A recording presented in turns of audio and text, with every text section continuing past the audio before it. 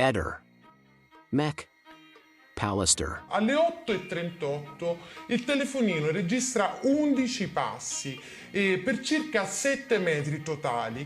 Alle 8:38 il contapassi del telefono di Liliana registra un ultimo movimento, dopodiché Liliana chiuderà a chiave la porta e scenderà e inizierà la sua camminata del 14. Dobbiamo quindi dedurre siano le 8:39 quando Liliana lascia il numero 2 di via Verrocchio.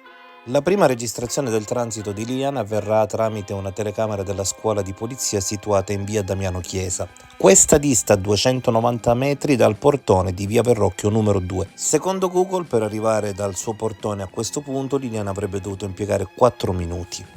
Invece le telecamere registreranno il suo transito alle 8:41:27, il che significa che Liliana, nonostante la spazzatura, sta viaggiando a 6,96 km/h. Ok che è discesa, ma è quasi una velocità da corsa. Alle 8:44 Liliana avrebbe dovuto raggiungere il punto dove viene nuovamente avvistata da una telecamera della polizia. Questo punto dista 350 metri da casa sua.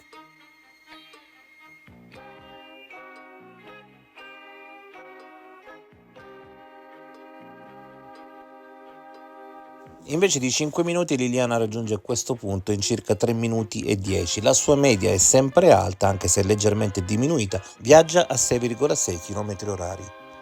In 5 minuti ha raggiunto anche la piazzetta dove ci sono i cassonetti ed butterà la spazzatura. Avrebbe dovuto essere lì quindi alle 8:44.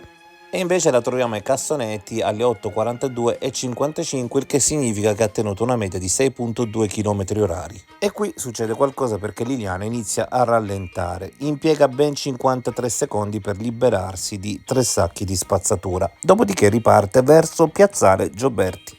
210 metri soltanto la separano dall'avvistamento fatto da un autobus che la riprenderà sulle strisce pedonali di Piazzale Gioberti. 210 metri che dovrebbero essere percorsi in circa 3 minuti, Liliana avrebbe dovuto quindi essere lì alle 8:46.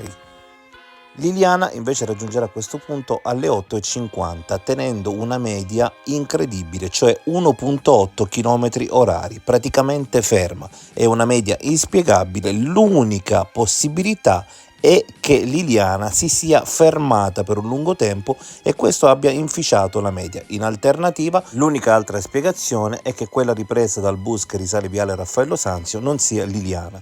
Gli inquirenti a un certo punto diranno che le telecamere della scuola di polizia sono sbagliate di 5 minuti perché si rendono conto che i conti non tornano, ma il GIP dirà che da nessuna parte risulta che queste telecamere vadano spostate di 5 minuti, per cui se si verificherà che gli orari riportati da queste telecamere sono corretti, abbiamo un grandissimo mistero che intercorre dal punto in cui Liliana butta la spazzatura a quando giunge in Piazzale Gioberti. E oltretutto ricordiamo che questo 1,8 di velocità di percorrenza di Liliana confligge gravemente con l'inizio della sua percorrenza, quando lei stava viaggiando quasi a 7 km/h.